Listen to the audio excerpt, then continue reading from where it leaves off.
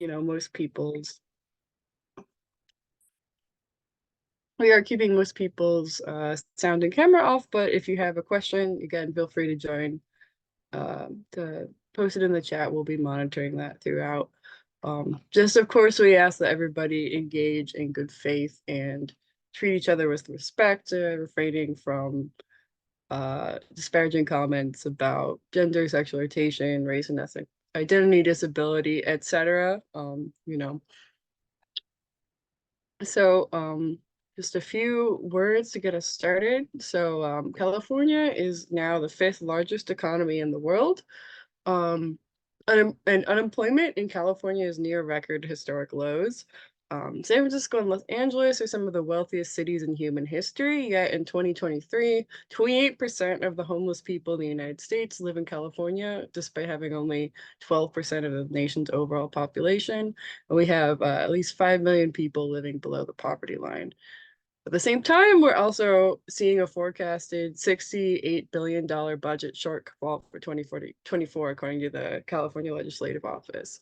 I think this question of how such great wealth exists with such great poverty has driven a lot of punditry, a lot of discourse lately.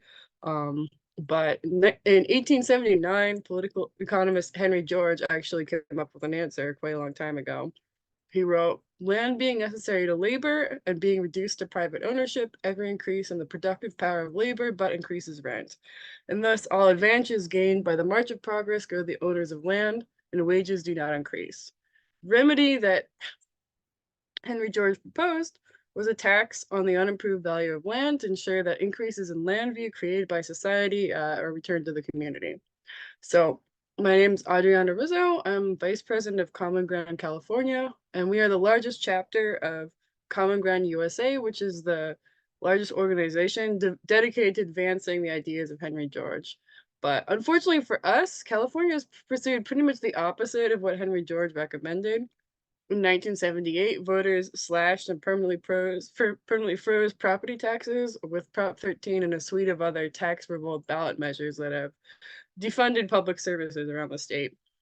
So to hear more about this, what are all the impacts of our tax system, what we can do about it, we have 3 panelists who will be presenting tonight. We have Stephen Hoskins of the Robert Schalkenbach Foundation, which is a research institute detected to Georgist ideas. We have California State Assemblymember Alex Lee, who has introduced several bills that Common Ground California has sponsored, representing Milpitas and parts of Fremont. And we have Ben Grieff, who's the executive director of Evolve, which is a nonprofit organization dedicated to reforming Prop 13 and promoting a more equitable tax system. And after they present, there'll be an opportunity for audience Q&A. But before we get into the presentations, we'll also like to hear, just wanted to show this little clip about what famed neoliberal economist Milton Friedman had to say about Prop 13. You got that ready, Josh? Okay, great. Dr. Milton Friedman for Proposition 13. Don't let the politicians scare you. Proposition 13 will work. It will not force schools to close. It will not cause policemen or firemen to disappear. It will not require increases in other taxes. It will force economy on government. It will give them a budget instead of a blank check. That is why I am for Proposition 13. Cut property taxes 2/3. Show the politicians who's boss. Vote yes on Proposition 13.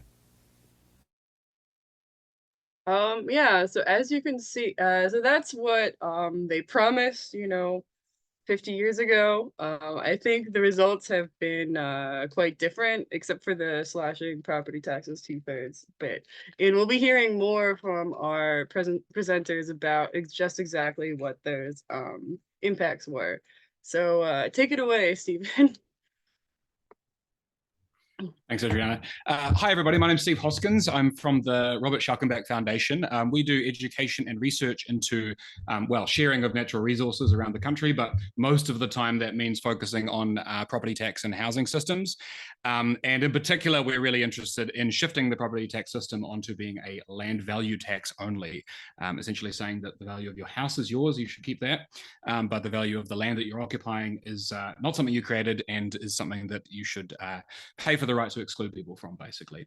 But my brief for the first session of today is to simply talk about what we know about the empirical effects of Prop 13. So I'm going to try and keep my my policy preferences close to my chest until later on into some of the other discussion.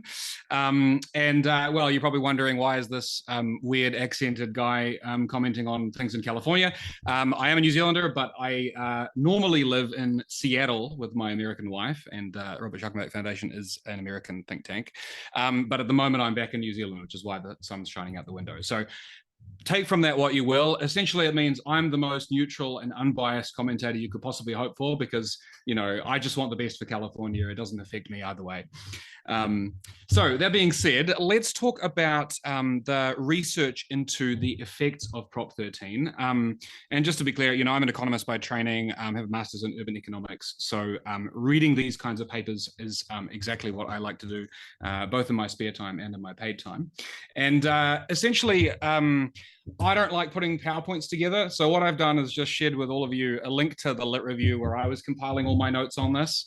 Well, it's been happening over time, but a lot faster in the last week, obviously. And so you'll feel free to read through with me the drop-down section there under the effects of Prop 13, because those are the categories I'm about to run you through. Adriana, do you think, can you be a shake of the head or a nod, whether we need to kind of introduce what Prop 13 is, or do you think everybody in this call is going to know it well enough to? I think if you can just give a real brief recap for anybody who isn't too familiar. Yep. Totally fine. So yeah, so that's in the history drop down that's in that same document I just shared with everybody. But basically, 1989, California passed the first of a sweeping wave of what's called the tax revolt policies, which in California, what happened was your property taxes were going to be capped at 1% of the assessed value. You can never charge more than that, apart from a few twiddly little special assessment districts and so on. So that's the first one. The second plank of it is that assessed values would be set to their 1978 value. And basically, when you buy a new house, that's your base value. That is the starting point of the assessed value that you pay taxes against. And the third plank is that that value can only ever go up 2% per year. So if you're in a place like California where house prices go up a lot faster than that over the long term, you as the homeowner know that you're not going to see your property taxes going up, you know, that quickly. You know that it's going to be a maximum of 2% per year based on that. And like I say, you know, this triggered a wave of really similar policies right across the US. So what happens in California matters a lot. So there have been various kind of tweaks to that over time. I probably won't go into the details of them right now, but some of them might come up with some of the effects I'm talking about. So let's just keep that in mind. Okay, so let's look about the impacts of Prop 13. This was kind of marketed to voters at the time as being about restraining government largesse. Tax bills were going up a lot. There'd been a corruption scandal in the assessor's office. And essentially it was like, we're going to, you know, hold these politicians to account. We're going to, you know, restrain property tax revenues. And well, that happened. Actually, what happened was that property tax revenues fell drastically in the years immediately after this Prop 13 was passed, by close to half for local tax revenues. And this kind of triggered a bunch of fiscal crises and a bunch of kind of patching up of the holes that had been sewn in the floor of the ship, where kind of apportionment was used to take statewide taxes and feed them back to localities to try and keep schools afloat. So yeah, I sort of the short version of this is that yes, it did drastically cut tax revenues. I think everybody panicked as a result of that. In terms of how that has actually added up to today. So this question of, is Prop 13 restraining total tax revenues in California at the moment? There is a little bit of evidence of that. I can't remember which paper it is here, but there's one that does a synthetic control to other states and does find that California has tracked slightly below where other places are. So again, I'm just trying to give you the facts here. It does seem to be the case this works for a little bit of tax restraint. But if you go into the sort of second drop down there, it's not been by nearly as much as was sort of the hope of those property tax limits. And what's happened instead is that localities have like frantically tried to find other sources of tax revenue wherever they can possibly get them.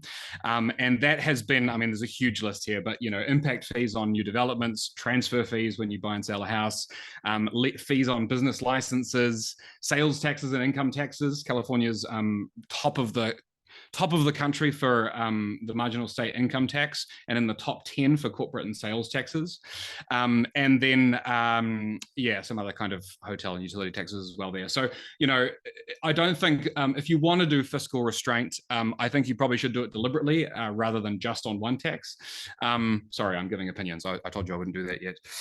But yeah, let's just kind of sort of be clear there that, California has the fifth highest in the country of all states as a share of GDP collection of tax revenue. So I said that it does look like Prop 13 has restrained revenue a little bit. It's not doing that much. It's not kind of holding back the politicians if that's your primary goal here. So that's the financial impacts of it. Now we're going to go through and talk a little bit about households, housing supply, rents, those types of things. So I've put there reduces household mobility. I do want to be really clear that this can be framed in a couple of different ways. You can think of household mobility both as people like moving around a lot, new people moving in from other states, a really dynamic city where people move, they live close to their job, they change houses when their kids leave home. That can be what household mobility looks like. But the flip side of household mobility is also people being forced out of houses that they would rather stay in. Tenants experience this a lot more than owners do, I think. But certainly it can be the case for homeowners that sharply rising tax bills can also push them out of their house. So just keep both of those in mind when I talk about household mobility. I'm not trying to say it's universally good or universally bad. This is just what we see. And essentially, yeah, it is absolutely the case that Prop 13 has drastically reduced household mobility within the state of California. I think around 1977, 16% of houses were changing hands each year. That's down to about 5% now, and it's just consistently gone down over time. This is called the lock-in effect. I think empirically in that Waddy and Wide paper, W&W one, it kind of adds about 10 months to a typical tenure for a renter and 1 year for an owner. Well, I don't know, I'll just be repeating myself to go through that list there, but it's essentially universally the case that it locks people into the houses that they're currently in. Props 60, 90, and 19 have slightly mitigated that by allowing homeowners to carry the low assessed value of their property to another house. So if you want to, downsize or, move to a different place, you can do that. And there is a really good study that shows that has drastically boosted the mobility of those households. But that's only available to households who are aged over 55 at the moment. So it's kind of good for, if you're a retiree, you want to downside, maybe you want to free up some cash for your retirement, you can do it without a massive sudden increase in your tax bill. But I would argue that a lot of those mobility benefits actually also help the working age population. So it's not necessarily the case that we would just want that restricted to people who are over 55. So yeah, that's the impact on mobility. And I just want to kind of make a little note that Prop 13 says nothing about what happens with rent. Property owners can still charge, maximum rent that they want when they're renting the place out, and then there's some constraints on via rent control mechanisms and things. But Prop 13 doesn't have anything to do with any of that. So tenants aren't inherently sheltered from rising rents by Prop 13 at all. We'll come back to that, I think, later on. Okay, housing supply, construction, renovation. This is actually, I think, what most of you are expecting to hear about. Yeah, there's only a couple of studies on this. There's a lot of theoretical stuff that says that, yeah, this definitely should be reducing housing supply. There's a couple of mechanisms by which it does it. One of them is that homeowners are not wanting to sell, because if they do, they'll get a sharp increase in their taxes. So if you're a developer, it's really hard to get a hold of a property, and it costs you a lot more to do so. And then the other one is this fiscalization thing, which is essentially saying that local governments, and California has tons of this, local governments prefer to have lots of businesses coming into their territory, into their area, but because businesses bring with them sales tax, and that's great for the budget. But households, not so much, because you have to provide a lot of infrastructure for them. Households come with, water and wastewater and, road and transport infrastructure and those kinds of things. So it's expensive to have more households, and there is kind of indications that, your Californian counties and cities would rather have businesses than people inside them. So those are the mechanisms. And then the empirical ones, the best one down there is Fisher 2023. This is a really good study. It's got both some empirics and then backs it up with kind of a simulated model of the Los Angeles housing market. And essentially says that switching from Prop 13 back to a traditional property tax, would speed redevelopment, so make each parcel more likely to be redeveloped by between 60 and 200% in any given year. So that's like relative to normal levels. And then they find, this is just within Los Angeles, that that switch that I've just described, so going from Prop 13 to a regular property tax, would add 9,000 single family homes and 21,000 apartments. I think this was over the course of 6 years. Essentially, that's taking housing construction rates up to about the level of Philadelphia. And then I'm getting a little cheeky here, but going even further and going from a regular property tax to a pure land value tax doubles all of those effects. It would have brought that up to about 57,000 additional bedrooms in Los Angeles alone within those 6 years. So we talk about reforms later on. That would be an even better way to go from Prop 13 to a much more realistic housing supply situation inside California. House prices, so both theory and evidence are very, very clear on this, that Prop 13, because when you buy a house, you know that you're going to get all of those benefits every year in the future that you own it, of having to pay lower taxes than you would under a property tax, you're willing to pay more to buy that house.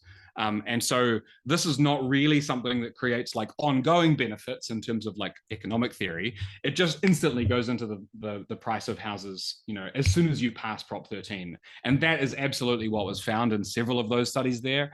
I think Rosen 1982 was the very, very first one that said for every dollar of sort of fiscal expense every dollar of tax benefit that the homeowner gets, the property value has shot up by $7, at the moment that the policy passed. And then there's various other measures there that kind of show the same thing and try and quantify them. But, these are hearty slices of current house prices even now. I think in that IMT paper, one of the names is Turkish, so I'm not going to try and pronounce it, but house prices, they think, are about 25% higher now than they would be under a regular property tax. Not great, not ideal. So there we go. And then impact on rents. Like I said, there is, some of the way that the Prop 13 was sold to voters and to tenants was, oh, this is great. Your landlord won't have rising costs, so they'll be lovely and generous and they won't raise your taxes. Won't raise your rent. Well, that doesn't kind of wash for me in terms of theory, because I don't think my landlords tend to be that benevolent. Some of them do, but not on average. There aren't any really clear studies on this. There's one, indicative piece of evidence from that first link that I've put there, which kind of just shows that it kind of maps out property values, how long they've been owned, and what their rent is. And there's basically no difference between those three categories. So, it doesn't seem to be the case that people who've owned the property for ages have lower property taxes or charging lower rents, but there's no like really good causal ones on this. So I don't want to make strong claims there. I just want to note that there is tons of evidence from all around the country that when you raise property taxes, that capitalizes into lower property prices. At a near what we call complete capitalization ratio, which when that is true, it essentially means that there is not any effect happening on rents. And because California is a pretty inelastic supply state, mostly because of zoning and Prop 13, it is quite likely to be the case that you're close to full capitalization. So there's even less likelihood that this is going through into rents. little bit of an explanation there as well, is like when you're the tenant and you're looking to rent a place, I don't think you care how long your landlord owned it for. I don't think you're like suddenly willing to pay more if they bought it yesterday and less if they bought it 40 years ago. So you just rent it based on the substance of the room. So again, I don't think it's really affecting those transactions. And then all of the stuff I just mentioned about effects on housing supply will tend to raise rents because there's fewer houses available. So I think probably doesn't reduce rents, more likely than not increases them. Harms welfare. Economists love to do this thing where we build these structural models of the entire economy and we create a bunch of different little agents and we think about what they spend money on and then we look how it happens over time and over generations. Honestly, I don't understand them that well, but there are two papers that do those in great detail, and both of them find that welfare is harmed by Prop 13 through mechanisms like people being poorly matched with their house. So, you know, you get a new job that's an hour away rather than half an hour away. You don't want to move because you'll suddenly get a much higher tax burden, so you just commute further. Those kinds of mechanisms. They also find that essentially, like if you're a young person or if you're a baby being born into a California that has Prop 13, your expected consumption expenditure every year of your life is going to be about 4% lower than it would be in the non-Prop 13 world. And this is through effects on, you know, how much housing gets built and those types of things. So yeah, welfare harming, but you know, these are kind of pretty ephemeral economic studies. Okay, and then finally, we're talking about horizontal and vertical equity. So some of the principles of taxation are, well, firstly, you should try and be efficient. You shouldn't try and punish economic activity. But then another key one is that you want to be vertical between households that are similar, sorry, horizontally equal between households that are similar, and vertically equal in terms of charging people more if they're in a better circumstance in life. These are just like a general tax principle. And there's all kinds of really weird stuff about who benefits and who gains from Prop 13. So businesses benefit a lot. You know, businesses survive indefinitely, so they never like really have to pass on the property to a younger generation or anything like that. And so essentially what this does is that the benefit gets larger and larger for the longer that the business has had the piece of land. And this is just benefiting incumbent businesses over new entrants and competitors. So that's really bad for, you know, competition. And some of the empirics on this is that, yeah, it's in absolute dollar terms, it's industrial and retail properties that benefit the most, and this is like more than even homeowners. And then in relative terms, as a percentage of property value, vacant land and agricultural land are benefiting the most. So this is, you see that like homeowners are not even showing up in this one. It's mostly businesses that get the biggest benefits. Then when we go into household type of stuff, it's regressive against wealth. So essentially, like the more your property value has increased since you bought it, the more of a tax discount you receive. So this is not great. We're kind of explicitly charging lower taxes to people who have greater wealth. And there's some, you know, nice indicative data and maps and things there that you can go and see. But yeah, like in that McLaughlin paper, it's Palo Alto, Malibu, and Beverly Hills were the three cities that had or neighborhoods that had the highest benefits from Prop 13. And then when we talk about within other types of households, it also benefits households that move the least. And so actually what this means is that seniors benefit more and low-income homeowners benefit more because those two categories of homeowner move less. So it is true that retirees, the old widow in her home, is actually benefiting from this, you know, relatively more, and so is probably less likely to be taxed out of her house. And likewise for low-income homeowners. And like, you know, this also tends to mean that it's larger for, the first finding tends to mean that it's larger for whiter and wealthier homeowners as well. Now, I just want to be really, really clear here. We're talking about within homeowners. And I'm sure all of you know that it's the case that, you know, homeowners in California are much more likely to be wealthy and white than are their renter counterparts and higher income. So it does benefit low-income homeowners more, but this is also a huge tax expenditure that's going, or tax subsidy that's going to homeowners that renters aren't receiving any of. So, you know, I wouldn't place too much stock in those kind of, you know, old people, low income kind of arguments, because think of the tenants as well. Yeah, even within, so I was talking about low income. There's the study by Avanasio, Leon, and Howard, and they do find that actually effective tax rates in California are are higher for Black and Hispanic homeowners specifically, actually. And their study was nationwide, but what they did was they essentially had to completely drop California from their analysis because it was skewing the results far too much, and they said let's just put that aside. They did their thing. They found a similar result elsewhere, but then in the appendix they say it's really bad in California. So the racial impacts of this are not great as well. Okay, Adriana, sorry I've run on a little bit too much in time, but that just gives everybody on the same page in terms of the empirical effects of what this does. Great, thanks so much, Steve. That's very comprehensive.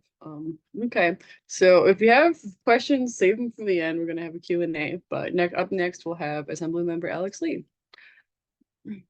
Hi, good evening. Hey, good evening, everyone. I'm Alex Lee, State Assembly Member for the 24th Assembly District, which covers Alameda and Santa Clara County. I'm really excited to join Common Ground, CA, and you all today to talk about one of my favorite talking points or things to talk about is Prop 13 as devastating effects on California. I mean, that Milton Friedman ad that someone dug up is pretty goldmine because it's almost like prophetic in the sense how specifically wrong he is. Because if you think about it, as it has obviously really changed the taxation landscape, especially on the local front, on schools and cities, when you talk about not laying off teachers or not shrinking police forces, they have relied on new financial instruments like parcel taxes, sales tax, and other things that are just as, if not more aggressive, to spread the financial load. And this has also resulted in why the state does so much now, carrying and giving money down to the local level too, since the past 50 years. Even way back when, and Jerry Brown governorship #1, he was really against Prop 13, and then coming back, he really helped us to create the rainy day fund, which now we are super grateful for. Because right now the California state budget is facing severe cuts due to a historic deficit. This year, we face a $68 billion deficit with projected ongoing deficits even worse than years following. And this comes off the heels of when we had $97.5 billion with a billion-dollar surplus in 2022. So how is it that we've gone from such high highs to such low lows? And Stephen talked a little about this, but it is true. California is overly reliant on the top percentage of folks on income tax. Income itself is, of course, quite volatile. I always use the example of, say, because we're California, we have some real big Hollywood actor. One year they make it really big with an Oscar-nominated movie. The other year they're kind of dry. They're not doing so much work. That's kind of the degree with what we're seeing too, also, of course, in the Bay Area and in SoCal. But it is true. But it also, our progressive taxation system is working, although as intended currently, because as wealth inequality has drastically divided so much, where nearly a third of the population lives in poverty, but we have more billionaires than anywhere in the world, except for the People's Republic of China, is a huge gap between what even nowadays, I'm sure what Howard Jarvis think of as working class people or middle class people and the outrageously wealthy. So the taxation system, which you see, which is based on capital gains and income largely, is reflective of the wealth inequality we have.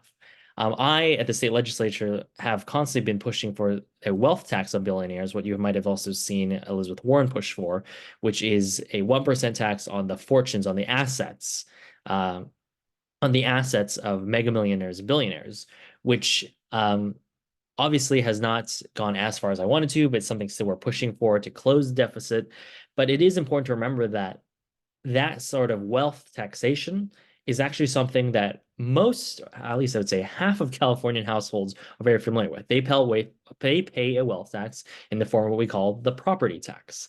And because of Prop 13, property tax has been very, very much distorted, where yes, indeed, it's regressive in the sense that the faster and more that you appreciate your value over time, the more you benefit from Prop 13. And of course, we made some changes over time to try to make it a little bit more equitable, but I'm still hopeful that some of those come into implementation. Some of the assessors were very not down to even do Prop 19, where you could carry your Prop 13 taxation to another county. They're very unhappy to do that. But I think it really shows you how, how volatile it is. And even this year, too, the governor's budget is entirely focused on cuts. And in spite of pressing needs and investment to things like housing or transportation infrastructure, revenue solutions are hardly being considered at all. One reason for this is because Prop 13, which we all love, requires 2/3 majority legislature to reform. Prop 13 is responsible for these wild swings in state revenue. Instead of collecting taxes on steady rising property values, which I think a lot of states do, we live by the boom and bust cycle of especially the tech industry. The state has become too dependent on our income taxes and IPOs and capital gains. And the state of California has also seen a housing price boom, but Prop 13 offers no solution to capture that value, which has almost all gone to the private landlords at the expense of renters. It also locks homeowners in their homes for fear of dramatic reassessments, preventing turnover. And according to a report by Redfin, empty nest seniors own twice as much of the nation's homes with 3 or more bedrooms as millennials with children. The lack of turnover is a reflection of Prop 13 and other property tax regimes that disincentivize seniors from downsizing. As we also know in Prop 13 world, it is much more economical for you to stay in your home, pay a lower tax, than even if you're sitting on a very high value asset to sell that and try to gamble and find another house in the market, especially in the Bay Area.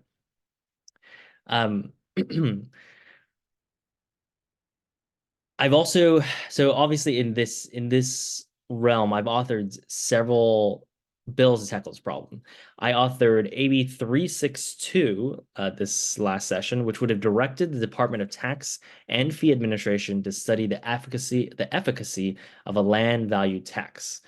And AB 362 would do something that was really important for us. If we want to transition over to an LVT system or a mix or a pure LVT system, I thought it was very important that we have official data and official understanding of what the real fiscal impact is. I think, of course, many people would be average people would be winners, and property speculators, large landowners, and commercial property people would be more fairly adjusted. But we want to have this official data. Unfortunately, that bill did not even get a vote in the hearing because the ghosts of Howard Jarvis and all of the organizations they spook up still were very, very against it. And I really argue that this was just a look at it. Hey, for all we know, after we do the official analysis, LVT could be financially a bad deal for people. Well, we don't know if we have the data, but it shows you how powerful, even 50 years on, the ghosts of Howard Jarvis is that wanting to lock people in the status quo. Even though most legislators and most people understand it's a bad deal. Even in my district, I think you're seeing a starting. Prop 13 used to be the third rail in politics, right? Where people are very afraid to touch it or even talk about it. But even in my district now, because of such vast naked inequalities, people are starting to be very open-minded to Prop 13 repeal or to changing it altogether. Because you have people, especially in my district, even in my zip code, the average home price is now like $1.6 million. So imagine you have saved up enough, worked hard enough to go outcompete a bunch of people and bought that house. And then you find out the person that lives next to you in the same neighborhood that was built for decades, since the 80s, pays a fraction of the property tax that you do. And that has caused a lot of consternation even within my district. And of course, another bill I want to talk about is this year and years in the past, I have also been championing a social housing public developer bill that has last year made its way all the way to the governor's desk. It passed 2/3 out of both houses, but then unfortunately it was vetoed by the governor. This year, however, we will be bringing that bill back, and we will also be working on a revolving loan fund bill to fund social housing, to do both those things. And we're really excited to be working with Common Ground California on both these issues. And moving forward, we'll be also asking and working with our official legislative analyst office to work on the LVT study so that we can arm ourselves with the right data and literally look at the tax record and see what would it look like in a simulated world with an LVT system, blend whatsoever, but we're looking at the efficacy of the system. So happy to join you all today, and look forward to talking more with the question section later. Great, thank you so much. That was excellent. All right, next we'll have Ben Grieff from Evolve. Great. Thank you very much for having me here. I am the Executive Director of Evolve California. We are based in San Francisco, and we were part of a coalition back in 2020 and still are part of this coalition that worked to have the first ever ballot measure to reform Prop 13 on the ballot. It was Prop 15, as some of you might remember. And so I want to go through, talk a little bit about that ballot measure, a little bit of what we learned, and talk about future efforts to continue to work towards reforming Prop 13, not repealing it, but just certainly reforming it. I will share my screen here real quick.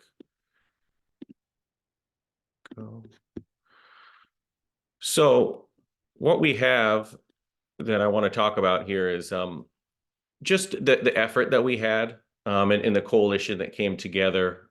That was a coalition of community groups, labor groups, faith-based organizations. And, this is after, 40 plus years of there never really being anyone who wanted to get behind an idea of reforming Prop 13 at all. As Assemblymember Lee mentioned, it was the third rail of California politics for years, right? It was something where, Jerry Brown was the governor back in 1978. It was very much against Prop 13, as was much of the political establishment at the time, right? This was something that I think people nowadays would be a little startled to know that Prop 13 was opposed by the Chamber of Commerce back then. Now the Chamber of Commerce is, very much more right-wing. It was certainly against any kind of reform of Prop 13, but that just shows how much the establishment, every elected official almost top to bottom was against this. And what we've seen is why, over the last 45 years now, it's really hurt our state quite a bit, as was mentioned by Stephen earlier as well. What our initiative wanted to do was restore $12 billion a year to our schools and our communities. You can see the breakdown here of where the money would go. From where I'm sitting at San Francisco, that would be roughly $1 billion a year coming back to our schools and our communities. We lost, unfortunately, but it was very close. In the Bay Area, we did really well. I'm almost getting 60% of the vote. In LA County, we won in LA County, but that was really kind of where we ended up losing because we did not win by enough. LA County is the biggest county in California. It's like 25% of the voters there. And so if you'd just been able to hit 55%, we could have made up for that deficit that we had. But what we know is that the opposition was going to do whatever it took to make sure we sort of kept this corporate loophole in Prop 13, as we call it. And, specifically what we were working to do is to have commercial and industrial properties be regularly reassessed at fair market value. Essentially just putting us on par with what every other state in the country does. It was just certainly not progressive, certainly not radical, just really saying we want to do what they do in Texas and Oklahoma and Louisiana and all these other places that we feel like we are better than. And one of the things that we realized is that right after Prop 13 passed, there were 43 copycat initiatives after 1978 that passed all across the country. None of them covered commercial property, right? There is some sort of Prop 13 for homeowners at some level in many, many places across the country, but not for commercial properties, right? That's the most egregious issue with Prop 13. And it was mentioned earlier that Stephen was saying commercial properties don't change hands as often as homes, right? Even today, where we have all these statistics that show us how much longer homes are staying in possession of one person or one family, it's still, things happen. People pass away, people move, all of these things happen. But when we focus on things like Disney, owning Disneyland, or Chevron, right, or Amazon, they're never going to die, right? And so they will remain having their property taxes when they first bought their property. And that was the real crux of what we were working to do with our initiative, is to close this loophole, make things like they are everywhere else. So our goal now is to have an initiative on the ballot November 2026. We have, several key factors to moving forward. We need to assess the political landscape. It's been, a fairly crazy political landscape the last, several years for a variety of reasons, as we all can imagine.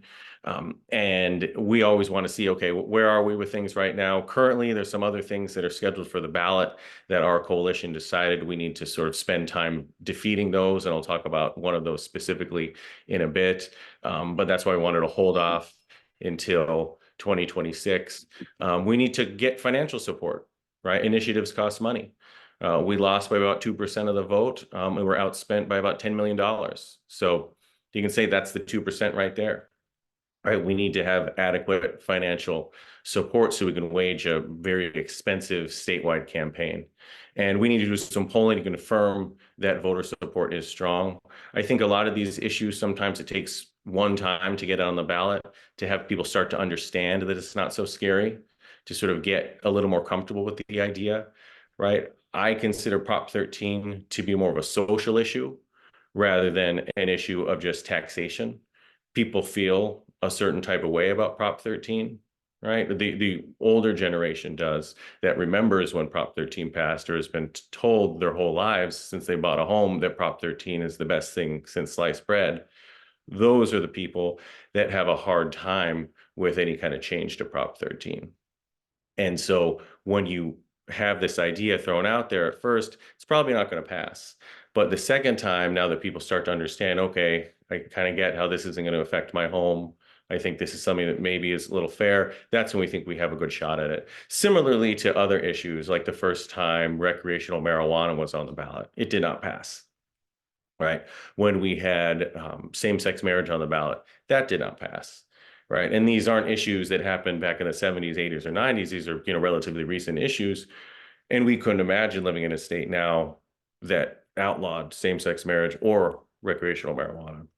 And I believe it will become that way too with Prop 13 moving forward. So really right now, what we're working to do is expand our coalition. We need more mainstream organizations and mainstream, politicians to want to support this idea, right? That's really important. We want to show that the real estate industry is really the industry behind the idea that we don't want to change Prop 13 at all. They were the biggest spenders against Prop 15, right? And we need to highlight them. We need to show who these folks really are. The California Business Roundtable spent about $40 million against Prop 15. They were the biggest spenders against this. And we need to show that this is just a group of right-wing Republicans that get money from all across the country and give money to other folks that we would not consider to share California values. And we need to expose them for really who they are and say, these are the people that want to continue to give some of the largest corporations in the world an enormous tax break that they wouldn't get anywhere else. We're also looking at possible set-asides, around more money for early childhood education, after-school programs, taking on housing and our crisis with unhoused folks, and maybe giving assistance to first-time home buyers or small businesses. And when I say set-asides, that we may be taking a certain chunk or percentage of the money that was going to just go to the community groups, excuse me, not community groups, but to the community side, to local governments, and saying we're going to take a percentage of that, and that's going to go directly into a fund that's going to help X, Y, or Z. So these are the things that we're polling and looking towards for the future. But the bottom line is we need to be talking about this issue. So I really want to thank Common Ground California, and Assemblymember Lee and Stephen and everyone who was a part of this for being here and talking about this issue. We don't talk about it enough. It's interesting. I've been working on this issue for about 10 years now. And I talk to so many people at the local level, your school board, your city council type folks, board of supervisors, who are gung-ho about this. And then they get to the assembly, then they get to the Senate, and they don't want to talk about it anymore. Right. It's like I used to joke that Jerry Brown, would take you into a room and just threaten to beat you over the head with something if you mentioned Prop 13 at all. Right. That's really kind of the vibe, so the assembly member can sort of attest to this. Right. It's not something anyone wants to take on. Right. It's not something that we ever have any hope that 2/3 of the folks up in the state legislature, even though 2/3 are Democrats, would ever vote to put this on the ballot. Right. It's one of the reasons why this is so expensive, because we're going to have to spend 10, 15, $20 million just to qualify this for the ballot. Right. Because we're not going to get that support from the folks up in Sacramento the way we need to. Obviously, there's a handful of people that are fantastic on this issue, but the vast majority are certainly not. And I think we really need to think about this. This is the person that has created something that affects our lives every single day, right? This person that does not share our values, right? An anti-tax conservative crusader, really the original Donald Trump, right? He was a commercial property owner. He was a lobbyist for the Apartment Owners Association, right? He wanted to drown government in a bathtub. It was never about protecting grandma, right? It was only about how do we make it so government has less money, right? And even though now we like to think of ourselves as the most progressive state in the country, we still have this law on the books that, at least on the commercial side, they don't have anywhere else, right? And so many people who would never vote for Donald Trump still believe that Prop 13 is the best thing out there. It would never vote against changing it. And so we need to educate people. We need to let them know the connection between what has happened in this country over the last 40 years and what happened here in 1978, right? Because Ronald Reagan wrote in his autobiography, Howard Jarvis started a prairie fire across the country, right? He helped bring about the Reagan Revolution. He helped bring about trickle-down economics, right? And when we talk about everything, we always come back, oh, it was Reagan, right? It was Reagan, it was Reagan. Well, Reagan couldn't have been there without the support of Howard Jarvis, because for the first time in the history of the country, voters did something incredibly drastic when it came to taxes, right? We lost like a third of our education budget overnight when Prop 13 passed, because we rolled property taxes back from 1978 to 1975 levels, right? And so when the Republican folks saw that this could happen in California, I think it showed, okay, well, we can now take people further than we ever thought before. There used to be some sort of idea between Republicans and Democrats that at least we wanted to leave the lights on, right? We might have difference of opinions on issues, but still we have to fund government. And this is the first time we decided we didn't, right? And this is sort of the first step down the road, I believe, to where we are now. So we really should be thinking and looking inwards about what can California do now potentially to put us on the right track in this country, instead of what we did 45 years ago, which would certainly put us on the wrong track. So I will end there, and thank you very much. Great. Thank you so much for all of our presenters.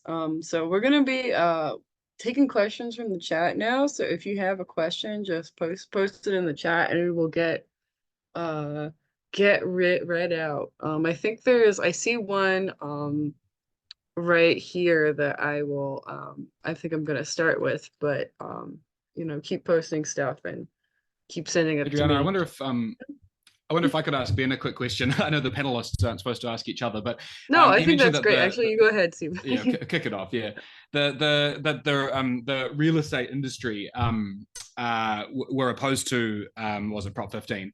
I'm curious about how that breaks down and whether you've seen any differences in approach from developers, who might actually like the idea that they can build more housing, real estate agents in that industry who again benefit from more transactions, landowners, homeowners associations. Like, is there any kind of variation in those different types of real estate industry?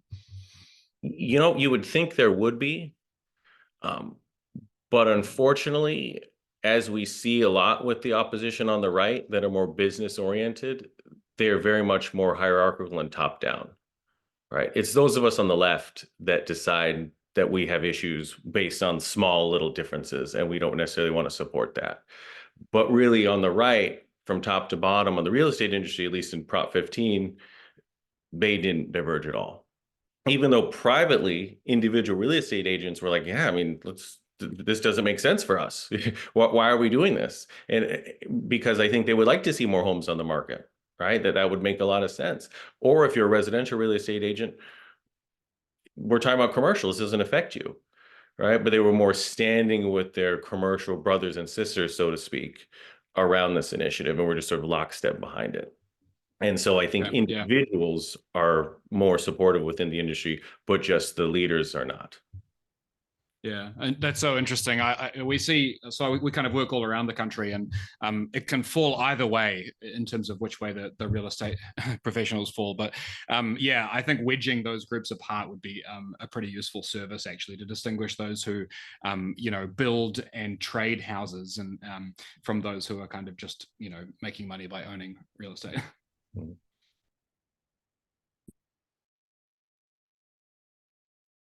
Great, thanks. Okay, now I'm gonna read off one from the chat. This one's for Assemblymember Lee. Curious to hear more about social housing. Does the state government capture the land rent? Is the idea that the state can act as a landowner developer to effectively implement LVT on local scales without having to change homeowners' property taxes? Yeah, so in short, the grandest vision would be that the state operates a public developer in which we can also recoup value through rents or through sale of homes on the land that we control.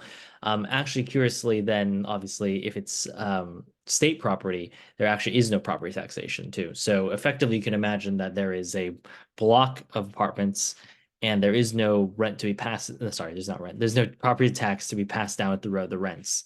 And so this is something that's really important on the large scale. On the shorter version or the smaller scale kind of demonstration pilot that we had passed last year, it would be about ground leasing. Still the same case where the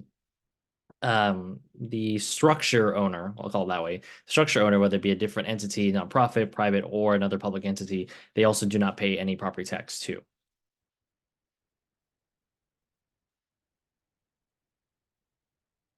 Great, thanks. I think the next question is what can we be doing? I think this goes for everybody, but perhaps mainly for Ben, is what can we be doing right now to prepare the ground for passing the next version of Prop 15 in 2026? That's an excellent question. I think the first easy thing to do is talk to as many people as possible about this, right? And I think it's just a lack of education. And, sometimes the hardest thing to do is having a conversation with your family about it. Maybe if you have, parents or grandparents who might own property and love Prop 13, you might want to talk to them about some of the issues with it. The other thing is, I think we need to talk to our elected officials about it. Right. The problem is the Howard Jarvis Taxpayers Association has been around for 45 years, basically just making sure that they can protect this thing. Right. So they have, like I think a $9 million a year budget to show that there's a bunch of angry homeowners with pitchforks that are going to storm Sacramento if they say they want to change anything about Prop 13. And that's an incredibly powerful thing when you're an elected official and you see no one else on the other side contacting you and saying, hey, I think we should take a second look at this law. It kind of doesn't make sense for me. Maybe it's hurting my community. So the idea that there's a sort of myth around, Prop 13 being a third rail is only pushed because you have one big organization that represents all these homeowners that is able to mobilize people and say, contact your elected official. And we don't have that same thing on our side.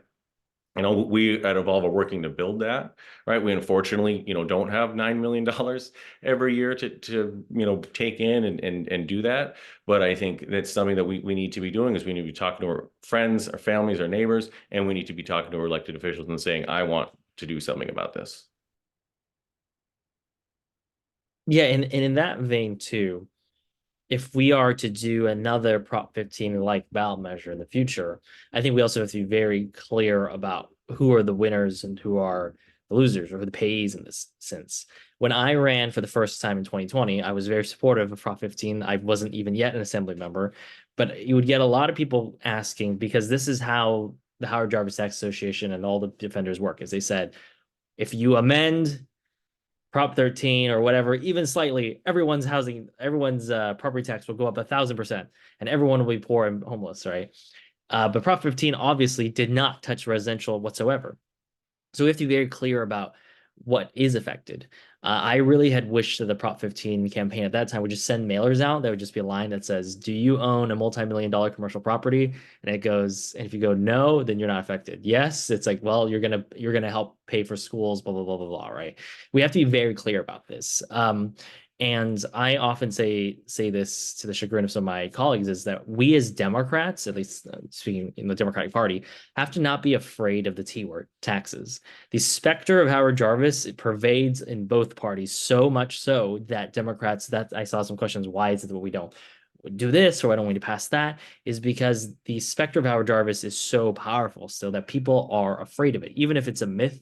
And I do think it's a myth that Prop 13 is the third rail. It perpetuates in the mind of politicians. So I don't think it's unanimous among homeowners that they love Prop 13. I think there's people who love Prop 13 because they do really well. And then there's newer homeowners who have not really benefited from it, which now is actually going to, I think, if you think about it demographically too, is more homeowners over time will not be so entrenched to the that original Prop 13, 1978 generation. I'm sure there are going to be people who get their values preserved from 2015 or 2005, but they will still be a lot worse off than the people from the 70s and the 80s. And so I think we still are actually getting there closer and closer. And we have to talk about tax justice. It is true that tax justice and taxation policy is social policy. Republicans are often saying that there's no such thing as a free lunch, right? But that is true. We understand that if we want nice things, we have to figure out how to pay for them. And that's why we should not be afraid of the T word. And we should actually be very upfront and talk about it and not just kind of couch it in taboo terms. I know a lot of campaigns tend to like shy away from saying this is a tax bill, like different things, not criticizing, Prop 15 from 2020, but just like we have to be very direct about this stuff. I think voters can be very adult about it, understand, hey, if we pay for something this way, we'll get this in return. And we have to have that big conversation. And I think also as we progress and think about other models like LVT, it will become apparent that we're thinking about alternatives, because Howard Jarvis, all those folks saying if we touch Prop 13 whatsoever, the anarchy that will follow is much worse for you, right? But if we say, hey, if we replace it with something better, if we have something that's more equitable and something distributed, it could be less scary that way. Great, thanks. And I just wanna add briefly that I think some of the bills that Assemblymember Lee has been introducing, that relate to taxes, even if they don't pass, I think that's also a way to get the conversation going. Easy way to get the conversation going, especially with your legislator. Okay, so the next question I have is any effort to fix the loopholes legislatively, e.g. refine change in ownership to look through all corporations to the human owners. Alternatively, increase income tax rate on real property capital gains and close the step-up basis and primary homeowner exemption.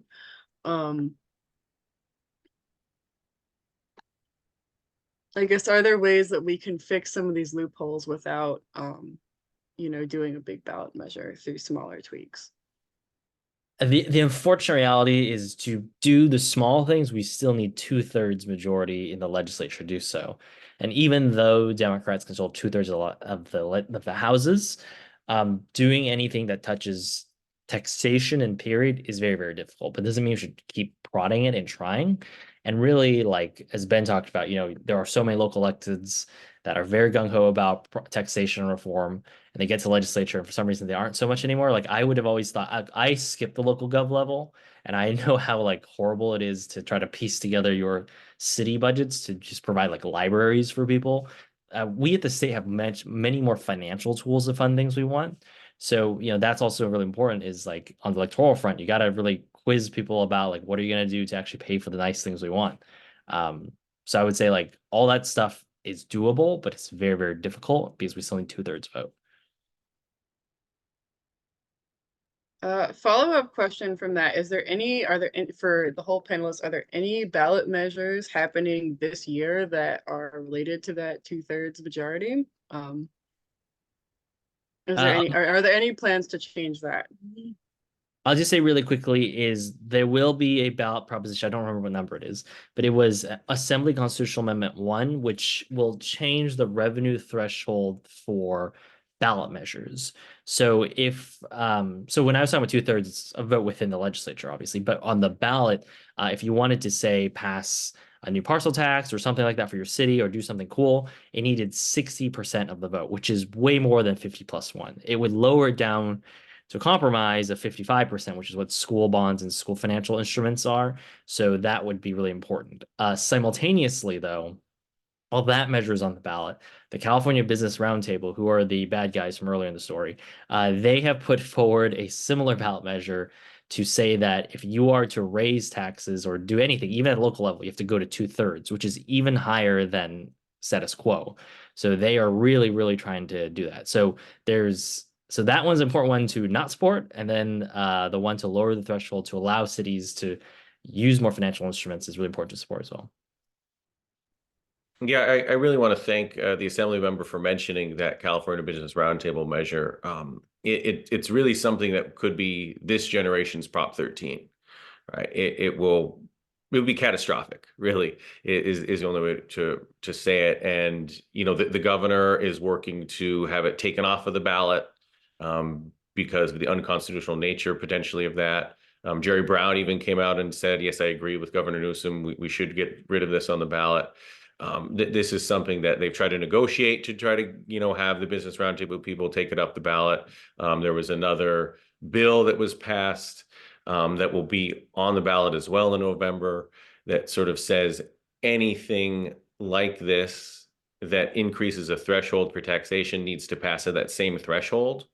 So really, this is something, again, just like Prop 13, the entire establishment is circling the wagons on this one, which shows you how scary it is. But as with Prop 13, who knows what is going to happen, right? Who knows what the will of voters is out there, what the mood generally is. And I think one of the worst things about Prop 13 is what it did. And I don't even know if this was the intention of it, but what it did is it capped property taxes. So we had to, as discussed before, increase all these other taxes, which then in turn makes people feel nickeled and dimed and then turns them into anti-tax voters, right? Because if you have a parcel tax and a bond measure and a sales tax increase on your ballot every single year, even those of us that, would be considered to be left of center, right? Just like, what, another one, right? And we're doing this sort of piecemeal, so we're never going to change anything for the better.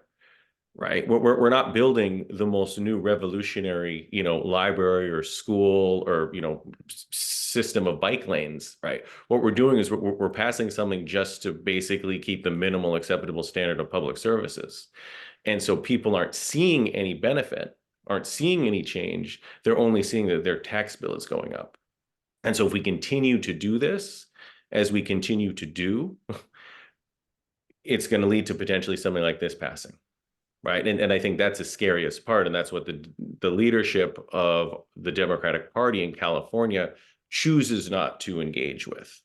Right. We're kicking the can down the road so much that we're not really seeing that by not talking about the hard thing, we are leaving ourselves open to what's going on now. Right. And that's why this needs to change. That's why we need to start talking about the big issues, even though it might be difficult. Heaven forbid it cost us a couple of assembly seats, because then we wouldn't have the supermajority to do literally the nothing that they're doing now. But, that's just my thing is because when you have a deficit of this much, how can you not have one thing on the ballot in November that would actually do something to raise revenue? Right. It's because we have a governor that is really more concerned with how his stuff is going to play in Iowa when he runs for president rather than actually caring about running California. Right. And so the assembly member knows we are not talking about raising revenue. Nobody is talking about that. Absolutely not. That is dead on arrival. So nothing is being introduced. Nothing will be on the ballot. He's not going to entertain anything because he doesn't want to raise taxes. Right. So we're just going to have cuts. Right. And sort of that's the system that we have, unless we do something different where we have a grassroots movement similar to what Howard Jarvis put together and show these people in the establishment that we actually want serious change. Great, thank you. Thanks to both of you. Okay, here's another question, sort of similar to that about phasing in Prop 13 reform. Do you foresee allowing homeowners to pay less than their full assessment with the type of phase-in period, especially if the capitalization of the tax increase will put them underwater on the mortgage? I think another way of phrasing this is, what kind of structures can we put in to sort of help with like the low income homeowners and the elderly and these very sympathetic people, you know, who are benefiting from Prop 13. I wanted Maybe, to make a yeah.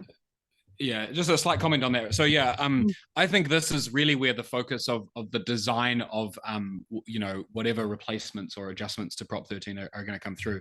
It needs to be in this space because that is the rhetoric that I think does work with voters. Is this idea of people being taxed out of their homes? So you know, I think well, firstly, I think it's really important to emphasize that none of the people who support Prop 13 will be loud advocates for rent control. So they explicitly are interested in helping people stay in their homes once they've made it into the, you know, the landed aristocracy. But tenants get no such benefit. But then in terms of designing the reforms, yeah, I think they should really strongly come with you know, additional tax credits for low-income homeowners and renters alike. And basically, you should get the same amount regardless of whether you rent or own. And that way, where there are people at the margins who are, you know, yeah, maybe, you know, facing a sudden shock to their tax bill because they bought recently, or you know, they've done all their financial planning without keeping this in mind.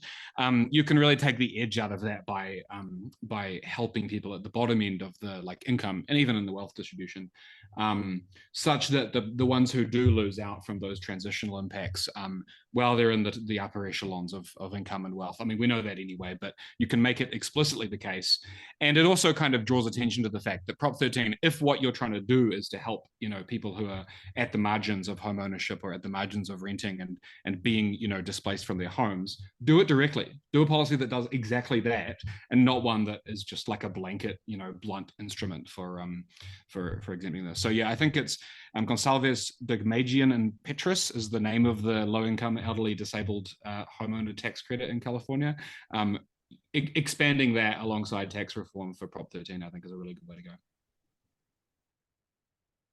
I would agree that it needs to be done in the holistic package format rather than just pigeonholing into one kind of replacement bill. So say it's one bill and then you have all these mean tested kind of caveats for it. I think it is important to pair it with other measures like that to have a holistic replacement. It's often because the way California does things, not like the federal government where we can do like, you know, a border deal and here's all the foreign aid and here's like a new post office all in one bill kind of thing. We don't do it that way. We do everything single subject, but I think it is important to have the holistic approach of, all right, we're going to change this aspect of the property tax, but here's other means for other folks of desirable demographics we need to help too, without also then creating this caveats of caveats of caveats, which can also doom us in the future too.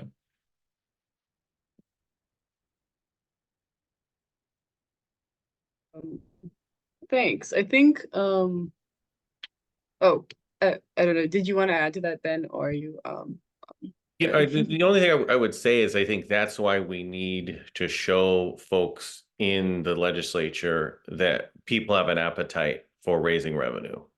And a lot of times when I've had discussions with people over the last 10 years about this, who were like, okay, let's do a holistic approach, they always want it to be revenue neutral, right? But that's not really where we are right now, right? We need lots and lots of money, right? When we just all the storms that we just suffered all across the state, how much money is that costing local governments, right, to clean all that up? And those storms are never going to stop. So it's just more and more money. And it's just like sort of one small issue, but we just have the need for more and more revenue. So we can't really work with the business community or moderate Democrats or Republicans on a holistic approach if it's going to be revenue neutral, right? And that's often what they want. And so we, though, as advocates, need to pressure them and to say, no, no, no, we need revenue.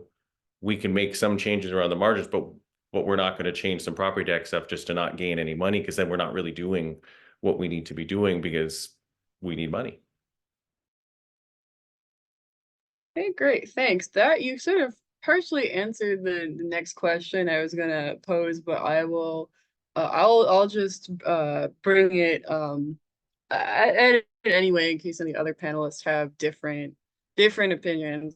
As this is sort of a synthesis of different comments of Is it a good idea to try to appeal to interest groups that we might expect to oppose Prop 13 reform? For example, pairing the increase in property taxes with a decrease in statewide sales taxes. So I think you partially answered that, but yes, anything to add from Ben or from the other panelists? You know, the way I like to talk about this with people is like, if we had, say, $1 billion more coming into the city and county of San Francisco, maybe we wouldn't need to have that next sales tax increase on the ballot in 2 years, right? Maybe we wouldn't need to have that next $100 parcel tax for the community college district. And so it's not that we would roll back any existing taxes. It's more the fact that we wouldn't necessarily need to continue to nickel and dime individuals in these really regressive ways, right? Because a parcel tax is the most regressive thing out there, you know, next to a sales tax, of course, right? It's the idea that it's like, if I'm in $1 million home and we pass something for the local parks district, I'm paying the same amount as someone who's in a $20 million home. That's completely insane, right? But that's the system we have here, again, in the most progressive state in the country, right? I always talk about, ask people in Texas about their parcel taxes, and like, what's a parcel tax?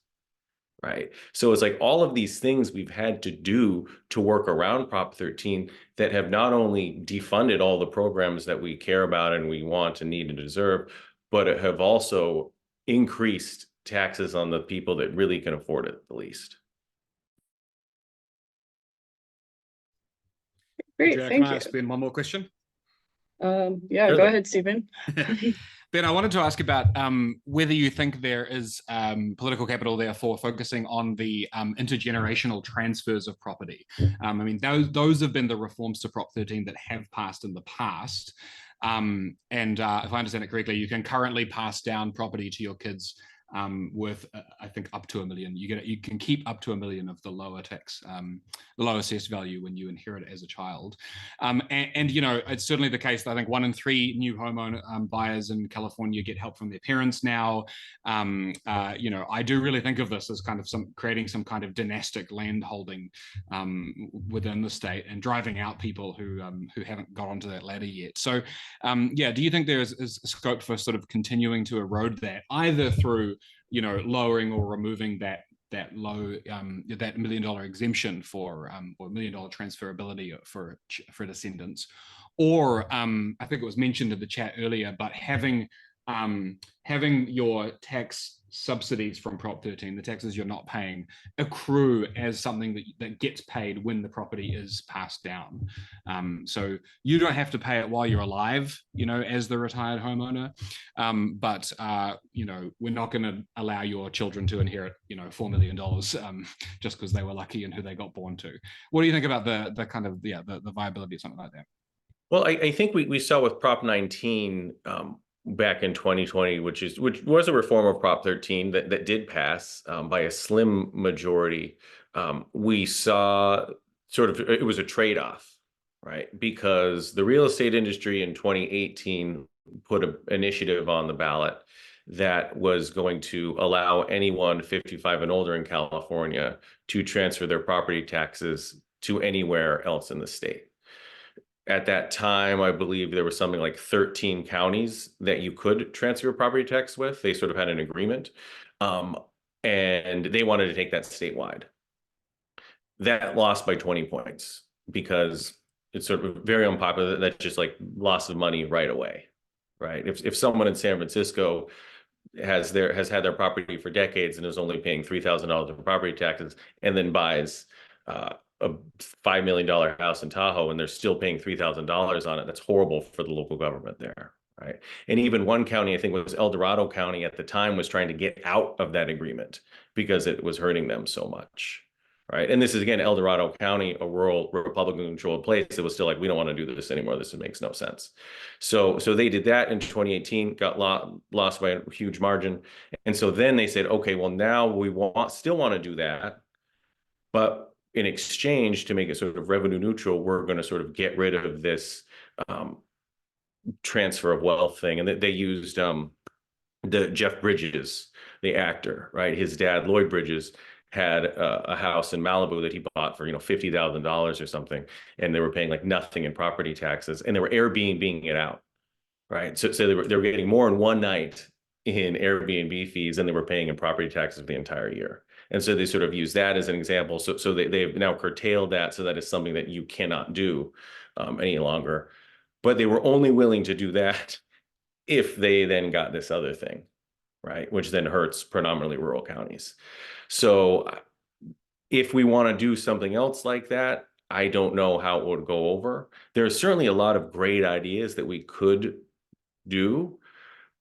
But from my point of view, it's difficult to even talk about these ideas until we get enough people sort of saying this is something that we do want to talk about. Because the second you say Prop 13 and change in any way, shape, or form changing it around the residential side, everyone jumps down your throat quickly. And the Democrats are just happy to sort of say nothing and not come to the rescue at all. Great. Well, thank you so much. I think I think we need to wrap this up soon. So and so I think we're gonna close out the Q&A here, but thank you so much for all of everybody's for asking questions, all of you, and then also thank you to especially to our panelists for joining and for sharing so much knowledge and getting us all very inspired about fixing the property tax system. So thanks to all of you so much for being here. So if you as a audience member felt inspired, really excited about this, you want to help join that fight to get our property tax system changed, or even if you just want to talk about this more, like you have more questions, ideas, what can you do? Well, what I would suggest is that you join Common Ground California. I'm putting a link for how you can do that in the chat. You can sign up at that link, pay your big $35 annual membership dues, and become part of the largest, again, the largest organization dedicated to land value taxes in the country. And we are going to be engaged in the ballot measure fight this fall, making sure that we get ACA1 repealed, that we fight the business roundtable measure, and that we make it easier to have a fairer, abundant, fair tax system with more revenues for the public services that we need. So I hope to see many of you again at future events and perhaps future meetings at Common Ground. So thank you so much. Is there anything else any of the other panelists want to add, need to plug? I just want to say, echo what Steven said in the chat. Thank you all for coming, taking your time for this. And, to find out more about our campaign, I'm going to put a link in the chat as well. Take a look at what we're doing. We're a grassroots power movement. If you care about Prop 13 and wanting to change it at all, we're kind of the only group out there that's really focused on that and has been for a long time and doesn't shy away about talking about it. And we'd love to have you join what we're doing. Thank you so much. All right, great. We'll have a I just want to say thanks for the invite. Yeah, thanks for the invite, Adriana. My organization is the Robert Schalkenbach Foundation, but we work quite closely with Common Ground California when we're doing things in the area. So probably start with them if you're a local.